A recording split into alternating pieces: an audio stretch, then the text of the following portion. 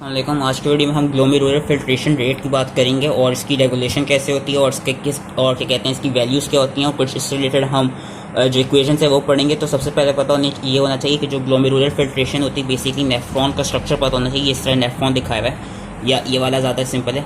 होता क्या है कि जो ग्लोमेरुलस होते हैं बेसिकली टफ कैपिलरीज जो बोमेंस कैप्सूल के अंदर प्रेजेंट होती हैं। एंड होता क्या है यहाँ पे जो ब्लड है जो क्या कहते हैं रीनल आर्टरी से आता है और जो किडनी की ब्लड सप्लाई होती है वो इस तरह होती है कि जो रीनल आर्टरी है रीनल आर्टरी से ब्लड जाता है इंटरलोबार आर्टरीज में, इंटरलोबार आर्टरी से फिर आगे को जाकर ब्लड जाता है आर्कुएट आर्टरीज में, आर्कुएट आर्टरी से फिर ब्लड जाता है इंटरलोबुलर आर्टरीज में और फिर इंटरलोबुलर आर्टरी से जो ब्लड जा रहा है ये पहले एफरेंट आर्टरीज में जाता है। एफरेंट आर्टेरियोज जाके ये जो कैपिलरी नेटवर्क है ग्लोमेरुलस को सप्लाई करते हैं। ग्लोमेरुलस से फिर वापस जो ब्लड आ रहा होता है ये इफरेंट आर्टेरियोल के थ्रू वापस जाता है और फिर ये जो नेफ्रॉन का एक स्ट्रक्चर है जो ये लूप ऑफ हेमले प्रेजेंट है।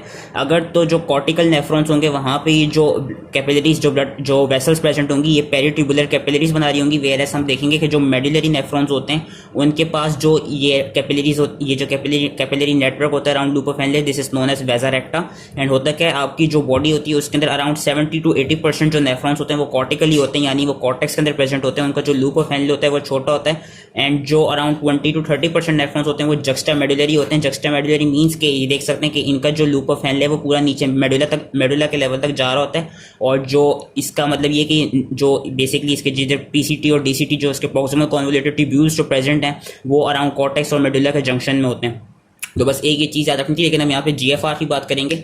अब जो ये कहते हैं यहाँ पे भी एक अच्छी सी डायग्राम उन्होंने दिखाई हुई है कि एफरेंट आर्टेरियोल के थ्रू ये ग्लोमेरुलस के अंदर जा रहा है। फिर ग्लोमेरुलस के थ्रू पे क्या कहते हैं होता है कि जो ग्लोमेरुलर फिल्ट्रेशन रेट होता है बेसिकली इन कैपिलरीज में हम अभी देखेंगे इन कैपिलरीज के पास कुछ पोर्स होते हैं, कुछ ऐसी क्या कहते हैं स्ट्रक्चर्स प्रेजेंट होते हैं जिसकी वजह से जितने भी प्लाज्मा में जितने भी सॉल्यूट्स या जितने भी आयंस आ रहे होते हैं ना वो फिर यहाँ से जाके फिल्टर होते हैं और फिल्टर होकर वो फिर नीचे को प्रॉक्सिमल कॉन्वोल्यूटेड ट्यूब्यूल में चले जाते हैं यहाँ के ल्यूमेन में चले जाते हैं। अब होता क्या है जो एक चीज़ याद रखनी है कि आपकी जो प्रोटीन्स हैं और जो calcium ions and free fatty acids हैं ये कभी भी फिल्टर आउट नहीं होते। बाकी जितने भी आयंस हैं और जितने भी प्लाज्मा और वाटर मॉलिक्यूल्स में जो भी सब्सटेंसेस प्रेजेंट है वो सारे फिल्टर हो जाएंगे सिवाय प्रोटीन्स के, कैल्शियम के एंड फैटी एसिड्स के। कैल्शियम और फैटी एसिड्स इसलिए नहीं फिल्टर होते क्योंकि वो जो होते हैं वो प्लाज्मा प्रोटीन के साथ बाउंडेड हुए होते हैं। एंड प्लाज्मा प्रोटीन्स इसलिए फिल्टर नहीं होती क्योंकि एक तो उनका जो साइज होता है वो बड़ा होता है, दूसरा उनके पास नेगेटिव चार्ज होता है। अब मैंने कहा था कि ग्लोमेरुलर कैपिलरी जो होती है उसकी मेम्ब्रेन का स्ट्रक्चर ऐसा होता है कि जिसकी वजह से जो प्रोटीन के आयंस होते हैं वो इजीली फिल्टर नहीं हो सकते। और उसका स्ट्रक्चर कैसा होता है? उसका स्ट्रक्चर बेसिकली ऐसा होता है कि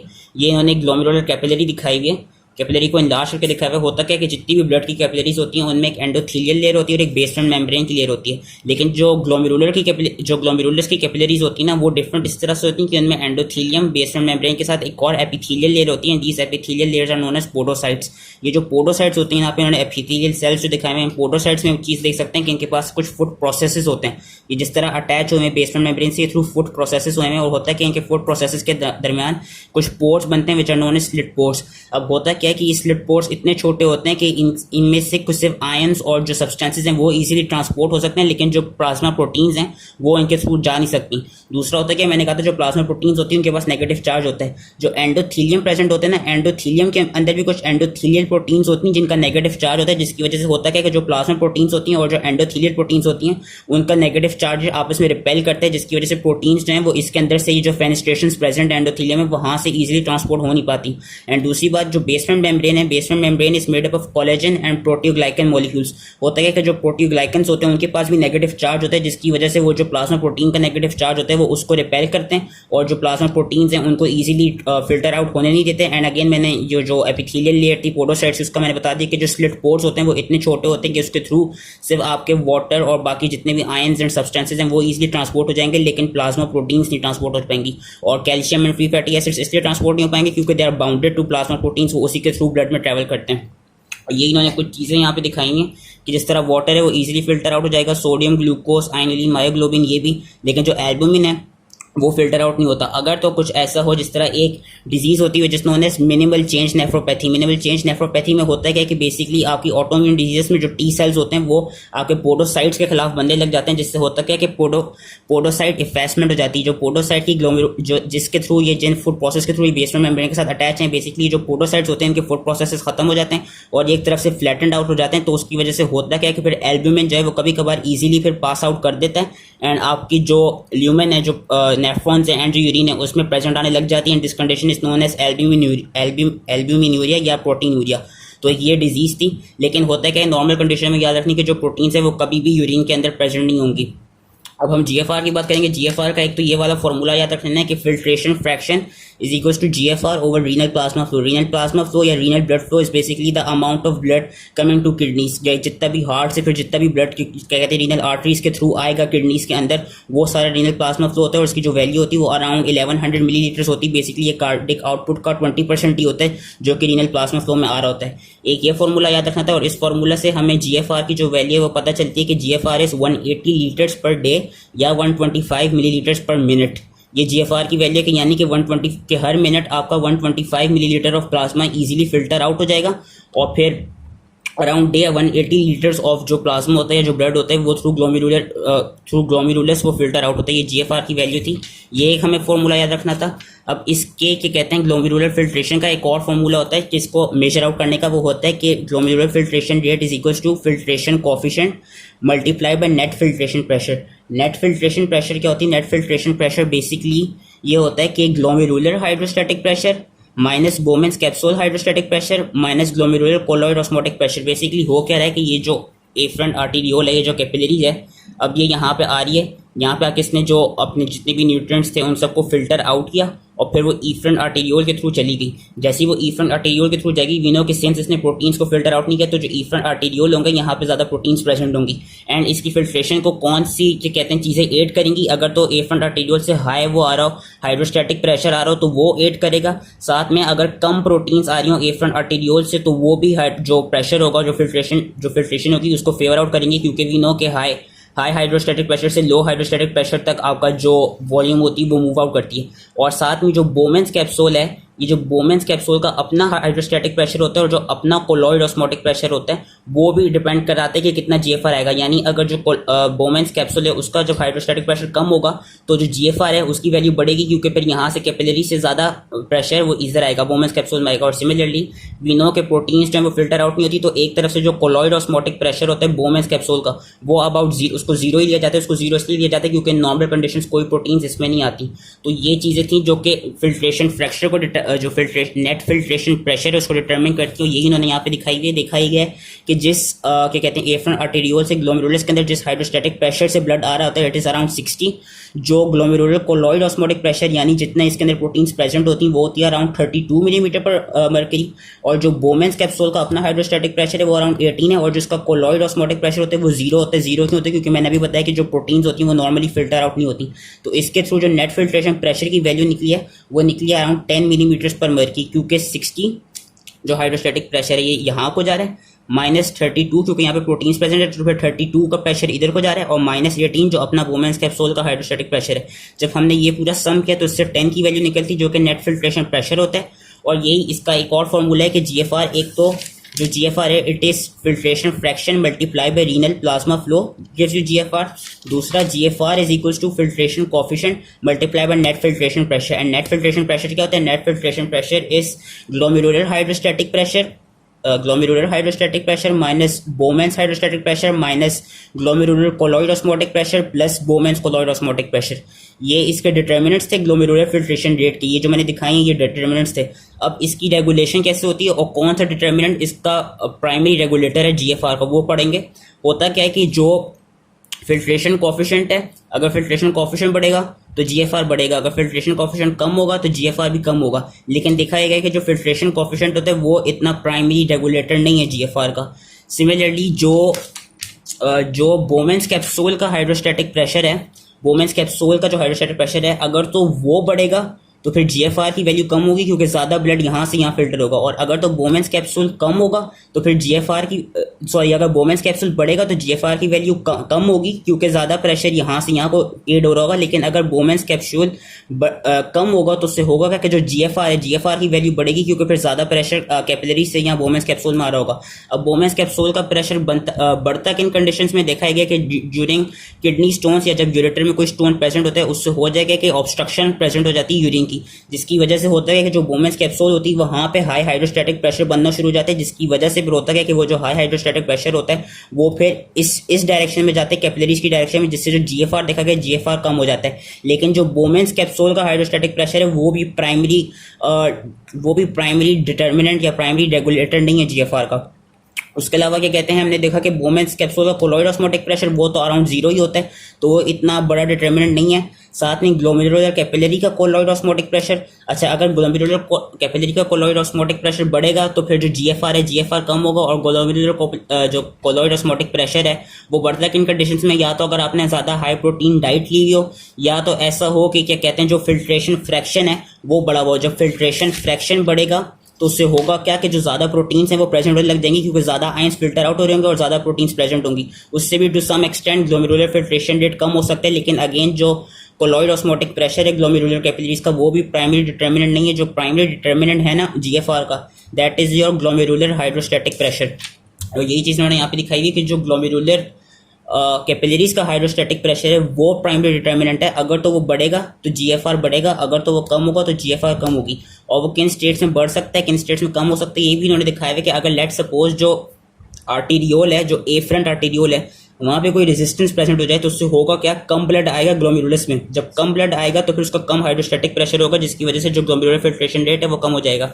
वेयरएस अगर ऐसा हो कि जो एफरंट आर्टीरियोल है, एफरंट आर्टीरियोल पे कोई रेजिस्टेंस आ जाए, उससे होगा क्या कि जो ब्लड है वो फिर एफरंट आर्टीरियोल से कम जा रहा होगा, यानी फिर यहाँ पे हाइड्रोस्टैटिक प्रेशर बढ़ रहा होगा, जिसकी वजह से जीएफआर बढ़ेगा। लेकिन ये सिर्फ शॉर्ट टाइम के लिए होगा। In long conditions and chronic conditions क्या होगा कि अगर एफरंट जो आर्टेरियोल है वहाँ पे रेजिस्टेंस प्रेजेंट रही तो उससे होगा क्या कि फिर, क्योंकि मैंने कहा था कि जीएफआर बेसिकली जो ग्लोमेरुलर कैपिलरी है बेसिकली वहाँ पे होगा क्या, क्योंकि वहाँ से जो प्रोटीन्स होती है वो फिल्टर आउट नहीं होती। तो इन लॉन्ग कंडीशंस होगा क्या कि जब यहाँ पे रेजिस्टेंस प्रेजेंट होगी तो फिर यहाँ पे एक तरफ से प्रोटीन ज़्यादा से ज़्यादा अकोमुलेट करने लग जाएंगी। जब प्रोटीन ज़्यादा से ज़्यादा अकोमुलेट करने लग जाएंगी उससे होगा यह कि फिर आफ्टरवर्ड्स जो ग्लोमेरुलर कोलॉइड ऑस्मोटिक प्रेशर है ना वो बढ़ने लग जाएगा, और जब वो बढ़ने लग जाएगा तो उससे फिर जीएफआर है जीएफआर कम हो जाएगा। तो ये याद रखने कि अगर एफरंट आर्टेरियोल पे कोई रेजिस्टेंस हो तो ड्यूरिंग एक्यूट टर्म से ड्यूरिंग शॉर्ट टर्म वो जीएफआर को बढ़ाएंगी, लेकिन इन लॉन्ग टर्म वो जीएफआर को कम करेंगी। क्यों? क्योंकि फिर यहाँ पे जो कोलॉइड ऑस्मोटिक प्रेशर है वो बढ़ने लग जाएगा। और एक और चीज़ जो याद रखनी वो याद रखनी कि जो ग्लोमेरुलर हाइड्रोस्टैटिक प्रेशर है that is a primary regulator of GFR. और यही चीज़ इन्होंने यहाँ इस टेबल में एक तरफ से दिखाई हुई है कि जो केएफ कम होगा, जो फिल्ट्रेशन कोएफिशिएंट है, तो जीएफआर कम होगा। किन कंडीशंस में होता है, रीनल डिजीज में, डायबिटीज मेलाइटिस में, हाइपरटेंशन में, एजिंग में। जो बोमेंस कैप्सूल का हाइड्रोस्टैटिक प्रेशर है वो बढ़ेगा तो जीएफआर कम होगा। किन कंडीशंस में होता है, यूरिनरी ट्रैक्ट ऑब्स्ट्रक्शन में, जिस तरह किडनी स्टोन्स हो गए। जब ग्लोमेरुलर कैपिलरी का कोलॉइड ऑस्मोटिक प्रेशर बढ़ेगा तो जीएफआर कम होगा। वो भी किन कंडीशन में हो सकता है कि जब बंदे ने ज़्यादा क्या कहते हैं हाई प्रोटीन डाइट ली हो, इंक्रीज प्लाज्मा प्रोटीन या decrease renal blood flow due to any conditions. और उसके अलावा जो ग्लोमेरुलर हाइड्रोस्टैटिक प्रेशर है जब वो कम होगा तो जीएफआर कम होगा। फिर जो ये सारी चीज़ें ये मैं बेसिकली समझा चुका हूँ कि जो एफरंट आर्टेरियोल का प्रेशर है अगर वो कम हुआ या वहाँ पे कोई रेजिस्टेंस हुई उससे जीएफआर जो है कम हो जाएगा। क्यों कम होगा? क्योंकि जो ग्लोमेरुलर हाइड्रोस्टैटिक प्रेशर है वो कम हो रहा होगा। अगर जो एफरंट आर्टेरियोल है वहाँ पे कोई रेजिस्टेंस प्रेजेंट हुई तो उस पर इनिशियली क्या होगा कि जब वो इनिशियली क्या कहते हैं एफरंट आर्टेरियोल जो है, सॉरी ये जो दिखाया हुआ है ये ब्लड आर्टेरियल प्रेशर दिखाया हुआ है, लेकिन ये फिर एफरंट और एफरंट आर्टेरियल प्रेशर दिखाया हुआ है। इन्होंने यहाँ पे दिखाई हुई कि अगर एफरंट आर्टेरियल पे कोई रेजिस्टेंस बढ़ी तो उससे जो ग्लोमेरुलर हाइड्रोस्टैटिक प्रेशर है वो कम हो जाएगा, और जिसकी वजह से होगा कि जीएफआर कम होगा इनिशियली। एंड अगेन जो एफरंट आर्टेरियल रेजिस्टेंस है जो कि यहाँ पे इन्होंने दिखाई हुई कि अगर ये बढ़ेगी तो शॉर्ट टर्म रेगुलेशन में क्या होगा, जीएफआर बढ़ेगा, लेकिन इन लॉन्ग टर्म कंडीशन जो जीएफआर है वो कम होने लग जाएगा। तो ये चीज़ उन्होंने यहाँ पे दिखाई हुई थी, और ये थे सारे फैक्टर्स जो कि ग्लोमेरुलर फिल्ट्रेशन रेट को डिटरमिन करते हैं। अब यहाँ पे इन्होंने कुछ और फैक्टर्स दिखाए हुए हैं जिनका इफेक्ट होता है जीएफआर में। नॉरएपिनेफ्रिन, एपिनेफ्रिन और एंडोथिलीन, ये बेसिकली जीएफआर को कम करते हैं। नॉरएपिनेफ्रिन और एपिनेफ्रिन आपके सिंपैथेटिक रिस्पांस में प्रोड्यूस होते हैं, और उनका काम क्या होता है कि सिंपैथेटिक जो नर्वस सिस्टम होता है उसका रिस्पांस बेसिकली ये होता है कि वो जो आर्टेरियोल्स हैं उनकी कॉन्स्ट्रिक्शन करा देता है। जब आर्टेरियोल्स की कॉन्स्ट्रिक्शन हो जाएगी तो उससे होगा क्या, कम ब्लड जाएगा रीनल आर्टरी में। जब कम ब्लड रीनल आर्टरी में जाएगा तो उससे जो कम ब्लड होगा वो ग्लोमेरुलर कैपिलरीज में होगा। जब वहाँ पे कम ब्लड आएगा तो वहाँ पे कम हाइड्रोस्टैटिक प्रेशर हो जाएगा, जिसकी वजह से जीएफआर जो है लो हो जाएगा। जो एंजियोटेंसिन 2 है इसका भी हम फंक्शन आगे देखते हैं। जो एंडोथेलियल डिराइव नाइट्रिक ऑक्साइड है और जो प्रोस्टाग्लैंडिन्स हैं ये बेसिकली वेजोडाइलेटर की तरह एक्ट कर रहे होते हैं। तो वेजोडाइलेटर का काम क्या होता है कि वो जो आर्टेरियोल्स होती है उनका जो ल्यूमेन होता है उनको बढ़ा देता है, उनको डायलेट कर देता है, जिसकी वजह से ज़्यादा ब्लड फ्लो होगी एट द ग्लोमेरुलर कैपिलरीज, जिससे फिर क्या होगा कि जीएफआर जो है वो बढ़ेगा। यही इन्होंने फिजियोलॉजिकल कंट्रोल्स दिखाए हुए थे इसमें, और यही चीज़ इन्होंने इस पूरे ये जो लंबे से पैराग्राफ लिखे हैं यही चीज़ इन्होंने वहाँ पे उस टेबल में समराइज की हुई है। अब होता क्या है, जो एंजियोटेंसिन 2 होता है, एंजियोटेंसिन 2 का बेसिकली फंक्शन क्या होता है कि एंजियोटेंसिन 2 इट क्या कहते हैं increases sodium reabsorption, it increases potassium excretion, it increases hydrogen ions excretion, और इसने एक तरफ से जो ब्लड वॉल्यूम है उसको बढ़ाना होता है। ये बढ़ाता कैसे, ये करता है क्या, एंजियोटेंसिन 2 जो इफरेंट आर्टेरियोल्स है ना वहाँ पे रेजिस्टेंस प्रोवाइड करता है। जब वहाँ पे रेजिस्टेंस होगी तो उससे होगा क्या, जब वहाँ पे इफरेंट आर्टेरियोल्स पे वो रेजिस्टेंस प्रोवाइड करेगा, उससे होगा क्या कि जो उससे ब्लड है वो अगेन ज़्यादा आ रहा होगा और ज़्यादा और वो इफरेंट आर्टेरियोल पे डायलेशन कराएगा, इफरेंट आर्टेरियोल पे कंस्ट्रक्शन करा के होगा कि ज़्यादा ब्लड आएगा। जब ज़्यादा ब्लड आएगा तो ज़्यादा हाइड्रोस्टैटिक प्रेशर होगा जिससे जीएफआर बढ़ेगा। ये हमने बायोकेमिस्ट्री की वीडियो में भी देखा था कि जो एंजियोटेंसिन 2 होता है इट एक्ट्स अपॉन किडनीज, जो किडनीज के जो ट्यूबुलर सेल्स होते हैं वहाँ पे इसका काम ये होता है कि सोडियम की एब्जॉर्प्शन ज़्यादा हो। और अभी एंजियोटेंसिन 2 का हम फंक्शन आगे देखेंगे। आगे के कहते हैं जो लास्ट चीज़ें पढ़ेंगे वो हम ऑटो रेगुलेशन पढ़ेंगे। ऑटो रेगुलेशन इज क्योंकि सिंस वी नो कि जो एक फॉर्मूला है कि filtration fraction is equal to GFR over renal plasma flow, या जीएफआर जो है, अगर जीएफआर का इससे फॉर्मूला निकालें, जीएफआर का इस वाले उससे जो ये वाला फॉर्मूला है, इस वाले फॉर्मूला से जीएफआर का जो निकलता है फॉर्मूला वो ये निकलता है कि filtration fraction multiply by renal plasma flow is equal to GFR. तो अगर तो रीनल प्लाज्मा फ्लो बढ़ेगा जीएफआर बढ़ेगा, अगर रीनल प्लाज्मा फ्लो कम होगा जीएफआर कम होगा। तो ये एक तरफ से ऑटो रेगुलेट हो रहा है। अब ऑटो रेगुलेट किन दो कंडीशंस के थ्रू होता है, एक तो आपको होता है tubulo glomerular feedback auto regulation, और दूसरी आपकी होती है मायोजेनिक ऑटो रेगुलेशन। जो tubulo glomerular feedback auto regulation होते हैं उसमें बेसिकली होता क्या है, उसमें बेसिकली ये होता है कि जो नेफ्रॉन है, नेफ्रॉन का स्ट्रक्चर में जो डिस्टल कॉन्वोल्यूटेड ट्यूब्यूल थी जो कि यहाँ पे प्रेजेंट थी, इधर जो डिस्टल कॉन्वोल्यूटेड ट्यूब्यूल होती है, होता क्या है कि जो डिस्टल कॉन्वोल्यूटेड ट्यूब्यूल है जो कि उन्होंने यहाँ पे दिखाई हुई है, ये दिखाई हुई है डिस्टल कॉन्वोल्यूटेड ट्यूब्यूल में बेसिकली डिस्टल कॉन्वोल्यूटेड ट्यूब्यूल में कुछ स्पेशलाइज्ड एपिथेलियल सेल्स होते हैं which are known as macula densa. और मैकुला डेंसा का काम क्या होता है कि ये बेसिकली जो डिस्टल ट्यूब्यूल होती है उसके ल्यूमेन में जितनी भी सोडियम क्लोराइड आयंस की कॉन्सेंट्रेशन होगी ना वो उसको डिटेक्ट कर रहे होते हैं। अगर तो वो ये डिटेक्ट करेंगे जो सोडियम क्लोराइड आयंस की कॉन्सेंट्रेशन है वो कम है तो वो सोडियम क्लोराइड आयंस की कॉन्सेंट्रेशन को बढ़ाएंगे। अब वो बढ़ाएंगे कैसे, वो इस तरह बढ़ाएंगे कि वो जो एफरेंट आर्टेरियोल है वहाँ पे रेजिस्टेंस को कम करेंगे ताकि ज़्यादा ब्लड आए। दूसरा वो क्या करेंगे कि जो एफरेंट आर्टेरियोल्स होते हैं उनके पास आगे जाके कुछ जक्स्टा ग्लोमेरुलर सेल्स होते हैं। जक्स्टा ग्लोमेरुलर सेल्स का क्या होता है कि ये बेसिकली रेनिन प्रोड्यूस कराते हैं। रेनिन से क्या होता है, हमने पढ़ा था कि रेनिन एंजियोटेंसिन 2 को एक्टिवेट करता है। वो एंजियोटेंसिन 2 को एक्टिवेट कैसे करता है कि वो एंजियोटेंसिन जिनको एंजियोटेंसिन 1 में, फिर जो एंजियोटेंसिन कन्वर्टिंग एंजाइम है वो एंजियोटेंसिन 1 को एंजियोटेंसिन 2 में कन्वर्ट करेगा, और एंजियोटेंसिन 2 बेसिकली एल्डोस्टेरोन को भी ज़्यादा से ज़्यादा बढ़ा रहा होता है। तो इस सबसे होता क्या है कि जो सोडियम की रीअब्जॉर्प्शन है वो ज़्यादा होने लग जाती है और सोडियम ब्लड में ज़्यादा प्रेजेंट होने लग जाता है। तो वो रेनिन के थ्रू होता है। और ये उन्होंने यहाँ पे दिखाया हुआ है कि अगर ऐसा हो कि due to some conditions GFR कम होने लग जाए, और जब जीएफआर कम होगा तो जो डिस्टल कॉन्वोल्यूटेड ट्यूब्यूल होगी वहाँ पे जो सोडियम क्लोराइड्स की कॉन्सेंट्रेशन होगी वो कम होगी। उससे क्या होगा, मैकुला डेंसा एक्टिवेट हो जाएंगे। इन्होंने दिखाया हुआ है कि लेट्स सपोज कि जो आर्टीरियल प्रेशर है वो कम हो रहा है, उससे हुआ क्या कि जो जीएफआर का हाइड्रोस्टैटिक प्रेशर है वो कम हुआ, जिससे जीएफआर कम होगा। अब उससे हुआ क्या कि जो मैकुला डेंसा है वहाँ पे कम सोडियम क्लोराइड है। जब वहाँ पे कम सोडियम क्लोराइड है तो उन्होंने एक क्या किया, एक तो उन्होंने एफरेंट आर्टेरियोल की रेजिस्टेंस को कम की ताकि ज़्यादा ब्लड आपका जो ब्लड वॉल्यूम है वो ज़्यादा बढ़े। दूसरा उन्होंने क्या किया, रेनिन को एक्टिवेट किया, रेनिन ने एंजियोटेंसिन 2 को एक्टिवेट किया, जिसने क्या किया, मैंने क्या कहा था, एंजियोटेंसिन 2 का एक फंक्शन क्या है कि वो जो एफरेंट आर्टेरियोल है वहाँ पे ज़्यादा रेजिस्टेंस प्रोवाइड करता है। जब वो एफरेंट आर्टेरियोल पे ज़्यादा रेजिस्टेंस प्रोवाइड करेगा उससे होगा क्या कि जो ग्लोमेरुलर हाइड्रोस्टैटिक प्रेशर है वो फिर बढ़ने लग जाएगा, और जैसे ही वो बढ़ने लग जाएगा उससे फिर जीएफआर इंक्रीज हो जाएगा। एंड ऑल्सो होता क्या है कि जो प्रॉक्सिमल कॉन्वोल्यूटेड ट्यूब्यूल होते हैं, अगर तो वहाँ पे लेट सपोज के जो ब्लड वॉल्यूम है वो नॉर्मल आ रही हो, लेकिन जो प्रॉक्सिमल कॉन्वोल्यूटेड ट्यूब्यूल है वहाँ पे ज़्यादा से ज़्यादा सोडियम क्लोराइड की रीअब्जॉर्प्शन होने लग जाए, उससे भी क्या होगा कि जो डिस्टल कॉन्वोल्यूटेड ट्यूब्यूल होगी वहाँ पे फिर कम सोडियम क्लोराइड आएगा। तो वहाँ पे जब कम सोडियम क्लोराइड आएगा तो अगेन मैकुला डेंसा उस चीज़ को सेंस कर लेंगे एंड अगेन वो यही दोनों चीज़ें करवाएंगे ताकि जो सोडियम क्लोराइड की कॉन्सेंट्रेशन है वो डिस्टल कॉन्वोल्यूटेड ट्यूब्यूल्स में के अंदर बढ़ जाए और जो जीएफआर है वो भी बढ़े। ये था ट्यूबुलो ग्लोमेरुलर एपरेटस।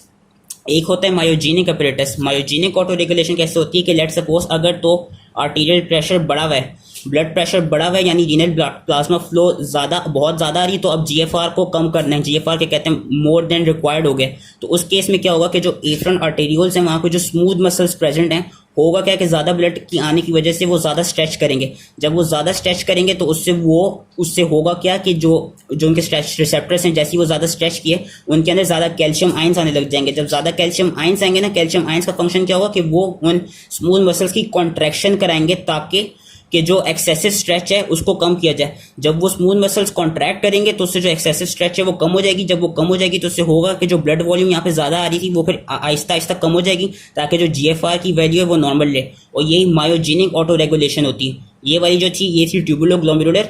जो कॉन्ट्रैक्शन वाली है ये है myogenic. Myogenic mechanism is basically this stretch of the vascular wall allows increase movement of calcium ions from ECF into the cells, causing them to contract, and this contraction prevents excessive stretch of the vessel, and at the same time by raising vascular resistance helps prevent excessive increase in your blood flow and the GFR when arterial pressure increases, ताकि जो GFR है वो normal limits में रहे। और जो ये last चीज़ इन्होंने यहाँ पे दिखाई हुई, इन्होंने ये दिखाया है कि लेट्स सपोज कोई ऐसी कंडीशन हो जिसमें आपने ज़्यादा प्रोटीन्स को इंजेस्ट किया हो, तो ज़्यादा प्रोटीन के इंजेस्ट होने से होगा क्या कि ज़्यादा अमाइनो एसिड्स आपके ब्लड में आएंगे। जब ज़्यादा अमाइनो एसिड्स आ रहे होंगे एफ्रंट आर्टेरियोल्स पे, इस साइड पे जब ज़्यादा अमाइनो एसिड्स आएंगे तो होगा क्या, हम अभी आगे पढ़ेंगे कि जो प्रॉक्सिमल ट्यूब्यूल होगी वहाँ पे ज़्यादा अमाइनो एसिड्स की एब्जॉर्प्शन होगी। जब वहाँ पे ज़्यादा अमाइनो एसिड्स की एब्जॉर्प्शन होगी तो जो प्रॉक्सिमल ट्यूब्यूल है वहाँ पे सोडियम क्लोराइड की भी एब्जॉर्प्शन होगी। क्यों? क्योंकि हम अभी आगे पढ़ेंगे कि जो प्रॉक्सिमल कॉन्वोल्यूटेड ट्यूब्यूल है वहाँ पे सोडियम और अमाइनो एसिड्स बेसिकली एक सेम ट्रांसपोर्टर के साथ रीअब्जॉर्ब होते हैं। तो जब सोडियम रीअब्जॉर्ब होगा, सोडियम के साथ साथ क्लोराइड भी रीअब्जॉर्ब होगा। जब अगेन प्रॉक्सिमल ट्यूब्यूल्स पे ज़्यादा सोडियम क्लोराइड की एब्जॉर्प्शन होगी, उससे अगेन होगा कि जो डिस्टल कॉन्वोल्यूटेड ट्यूब्यूल होगी वहाँ पे जो मैकुलर डेंसा सेल्स होंगे वो उस चीज़ को डिटेक्ट करेंगे। जैसे वो डिटेक्ट करेंगे कि वहाँ पे कम सोडियम क्लोराइड आ रहा है तो वो एफ्रंट आर्टेरियोल्स की रेजिस्टेंस को कम कर देंगे ताकि GFR का लेवल बढ़ जाए। जब GFR का लेवल बढ़ेगा तो फिर जो मैकुलर डेंसा होगा वहाँ पे सोडियम क्लोराइड आयंस की कॉन्सेंट्रेशन जो है वो फिर बढ़ जाएगी।